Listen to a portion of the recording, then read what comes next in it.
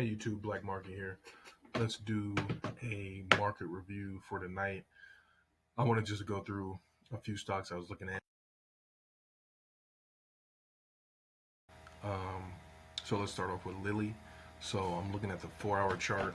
We've got the Bollinger Bands up with the 5 MA being the black line and the orange um, is a 10 MA. So, you know, as usual, I like to look at squeezes. So we've got the stock in the squeeze and we've got some buying pressure coming in on that 4-hour chart.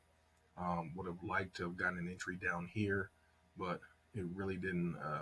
We really didn't get the opportunity to really get a good entry in. Since I like to get an entry above that midpoint.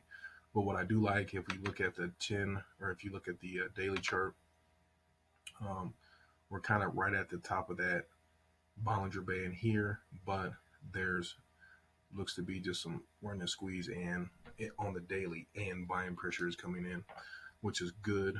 Um, and then if we look at Lilly's chart, another thing I like is it's right next to that 21, which can be, a pretty decent launching pad for um, for a stock. And if we look at the XLV sector, which is the healthcare sector, which Lilly is in, um, it is underneath the 21, which I really don't like, but it could easily have a move back towards that 21, and if it does, then Lilly should be moving up. And if we look at the overall market, we're sitting right at that 21 as well. So, and like I said, that 21 is a good launching pad for stock. So I'm still cautiously biased right now, just because we're sitting at that 21 and we're not below it. So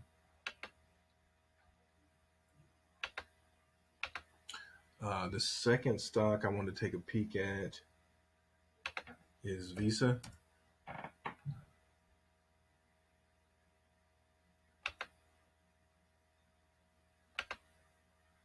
So Visa is a pretty decent setup. We are showing a bit of selling pressure coming in right here, but we're kind of right at that midpoint where I like to actually enter in, and you can see we're in a squeeze.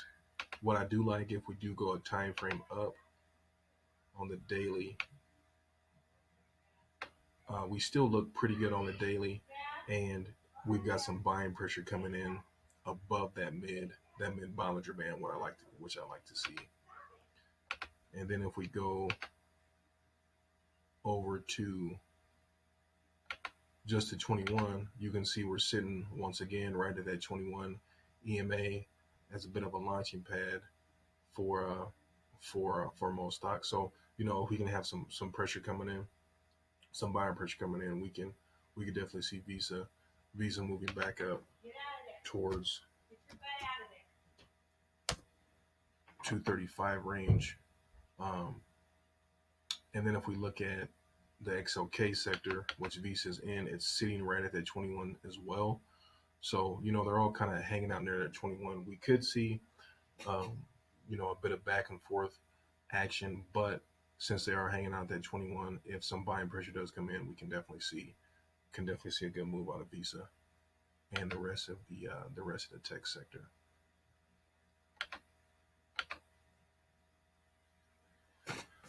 So if we go to the 2-hour chart,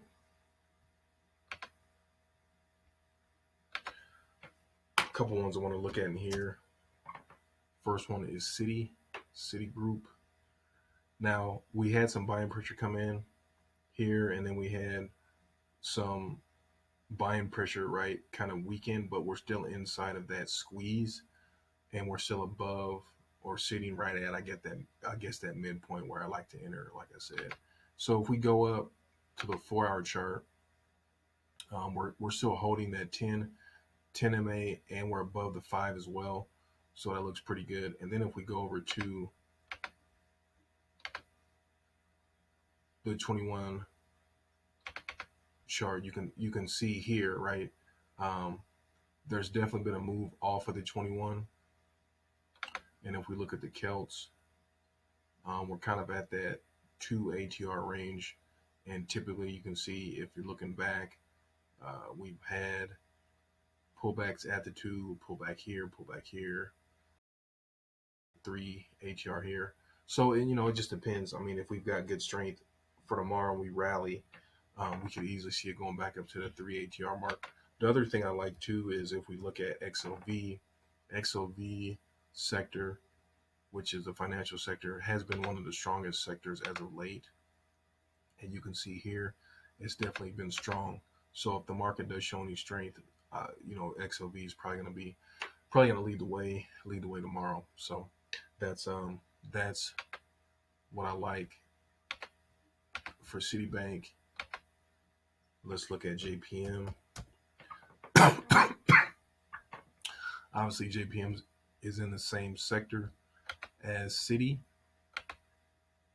so that's kind of a plus for it. Now, we don't see any buying pressure coming in here, but I do like how we've got a squeeze here, and then if we do go up to the 4-hour chart, we're kind of holding at that 5 MA, and you can see those Bollinger Bands are kind of slightly pointing upward. And even if we go up to the daily, you can see right here on the daily, we're still holding that 5 MA on the daily chart. And if we go over here for JPM, we can definitely see some strength as well. So, the reason why I'm a fan of JPM too is sector strong. There's other stocks in that sector strong, such as Citibank. So, as the sector goes, usually the stock goes as well. So I'm looking at some strength from JPM tomorrow if the market shows strength.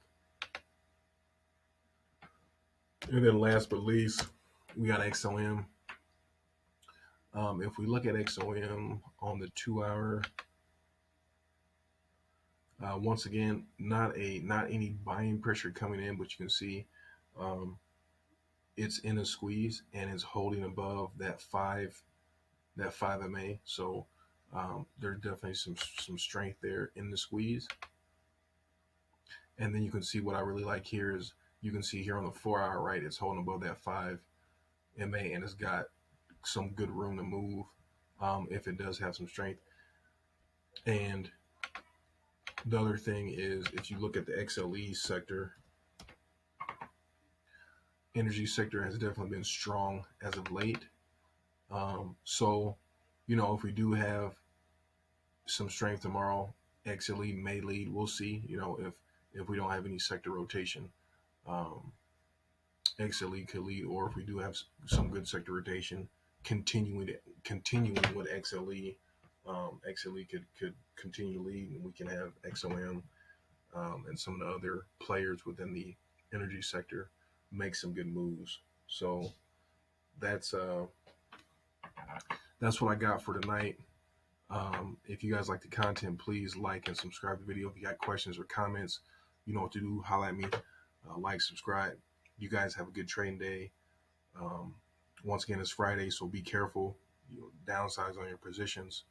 Don't do anything crazy.